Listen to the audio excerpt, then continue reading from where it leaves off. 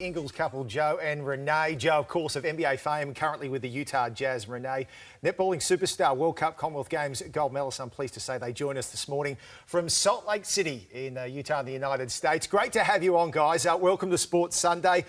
Joe, this in particular, obviously sitting on the sideline for you in the midst of what was the back end of an NBA season, and for your team in particular, this whole coronavirus situation very close to home. You're a part of the team that was about to tip off in a match when it was dramatically called off. How are you guys holding up at the moment? Great now. Like you said, it was the first kind of case that really kind of came out publicly, and as good as it was that I guess we are where we are now with it, it wasn't fun at the time to be going through it, but it was obviously going to start somewhere, and it kind of started with our team, and we kind of shut the world down after that, I guess. Could you take us back to the drama of that night, Wednesday night? You're about to play Oklahoma. How did you get the news that one of your teammates had tested positive, and what was the immediate reaction? It was pretty crazy because during the day, everything was pretty normal. We went through shoot-around, we flew in regularly, we did everything we normally do. Rudy and Emmanuel, another guy, were both actually sick. So they weren't going to play regardless. They got tested. We were warming up, same as we do every game, and literally like right before the tip-off, a guy in a suit ran on the court and grabbed the referees and obviously told them what had happened. And at the time, we didn't know, but Rudy had tested positive, and so we went back to the locker room, and that's when Coach kind of filled us in with what happened, and obviously that we weren't going to be playing that night or since. And how are Rudy and Donovan going? How are their symptoms? Are they pretty severe, or are they recovered? No, they're totally fine. So Rudy just had, I think, kind of like the general symptoms of what a lot of people have had. Donovan didn't have any symptoms at all, which was the kind of weird part was he was totally fine through the whole thing. The 2 weeks, they've had to be tested a couple of times since to be kind of deemed negative. So they're both home, relaxing, I guess like we all are, but Donovan didn't have any symptoms at all through the whole thing. Renee, you recently retired from netball back here in Australia with the Melbourne Vixens. How hard has it been for you seeing your mates back here in Australia having to put their careers on hold? Yeah, really tough. Actually, it's such a shame. And I think like everyone across Australia and over here in the United States, we're just missing sport. So it's just such a shame for the girls that they can't be out there doing what they're good at and what they're paid for, essentially. But I think for me, it's made retirement a little bit easier because I'm not seeing what I'm missing out on. But yeah, obviously feeling for all of the different sports back in Australia and us following it from over here. And of course, Joe as well. He's just feels like he's sitting on his hands at the moment without, I think we're about 40 days without basketball and going crazy. The longest we've spent together. Yeah. And you still like each other. Yeah. But you've got That's amazing, right? But Renee, it's Mark here. You've got a couple of young kids, though, to look after. So you've got a bit on your hands over there in Utah. Tell us a bit about them and a bit about the T-shirts that you're wearing. Yeah, we do. We have almost 4-year-old twins, Jacob and Miller. They are very full on, lots of fun, but certainly quarantine has shown us how difficult kids all Not day retiring can anytime be. soon. Yeah, Joe's set that he's going to play basketball for another 10 years now. That wasn't his thoughts 40 days ago. However, they're nearly 4. January of 2019, Jacob, our son, received an autism diagnosis.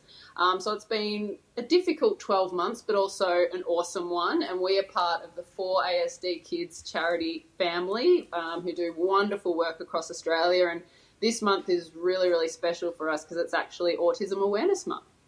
And you're doing an amazing job raising awareness, and from pain always comes a bright spark. So I'm really grateful that you're raising the profile and the awareness of a really amazing cause.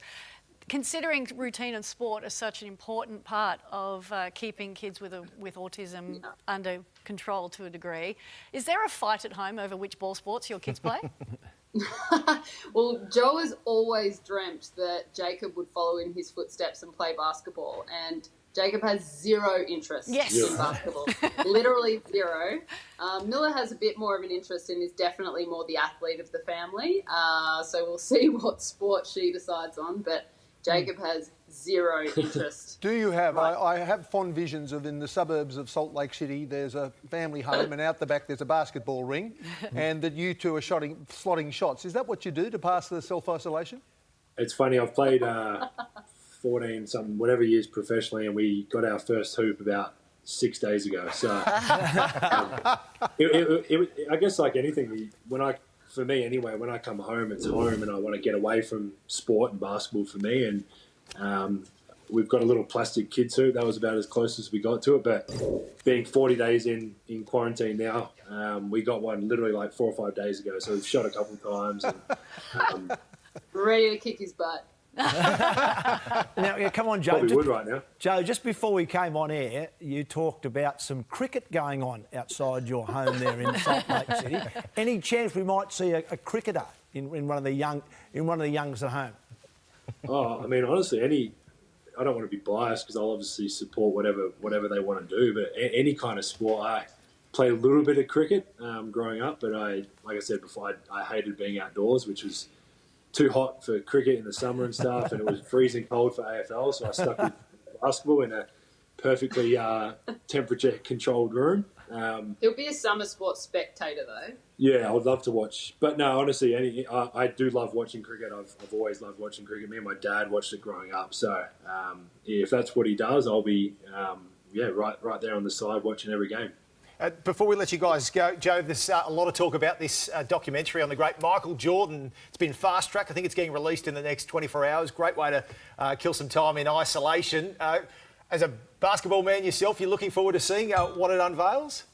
Yeah, definitely. Obviously, being quote-unquote the greatest player to ever play, and we can probably debate about that another time. I'm with him, but a lot of people aren't.